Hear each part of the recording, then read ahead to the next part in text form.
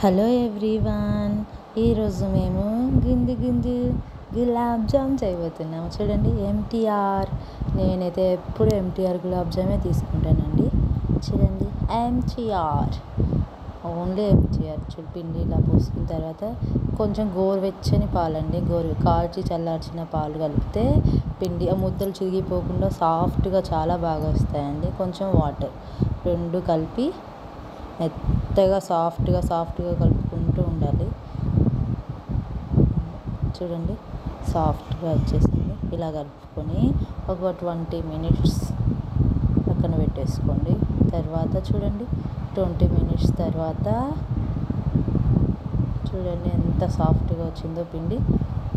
ఎంత నానితే అంత మంచి. చూడండి, పక్కన ఇప్పుడు ఒక చిన్న బౌల్లో నెయ్యి తీసుకొని 2 అరచేతుల మధ్యలో రాసుకొని చిన్ని గుండ్లు తీసుకొని ఇలా ప్రెస్ చేస్తూ రౌండ్ చేసుకోవాలండి.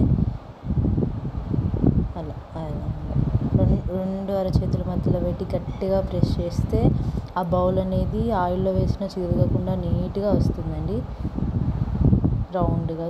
చూడండి ఎంత బాగా వచ్చిందో. ఇలా అన్ని గుండ్లు తీసుకొని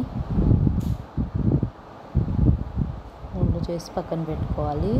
తర్వాత ఒక బౌల్లో ఆయిల్, ఇంకొక స్టవ్ పైన షుగర్ జ్యూస్ పెట్టుకోవాలి. ఆయిల్ హీట్ ఎక్కిన తర్వాత ఇలా కొన్ని ఒక 5-6 గుండ్లు యాడ్ చేసుకోవాలి. ఇలా గుండ్లు యాడ్ చేసుకున్న తర్వాత కలుపుతూనే ఉండాలండి. అప్పుడు మనకి ఆ గుండ్లు అనేవి చిరగకుండా నీట్గా వస్తాయి. గులాబ్ జాము పర్ఫెక్ట్గా ఉంటుందండి. ఈ ట్రిప్ చాలా యూజ్ అవుతుంది, ట్రై చేయండి. చూడండి ఎంత బాగా వస్తాయి. కలుపుతూనే ఉంటే అప్పుడే బాగా. చూడండి ఎంత బాగున్నాయో. ఇలా తీసుకున్న తర్వాత అన్నీ చేసుకొని షుగర్ జ్యూస్ రెడీ అయ్యిందండి. ఇప్పుడు అన్నీ ఇందులో వేసేసుకుంటే gulab jam ready. Thank you everyone.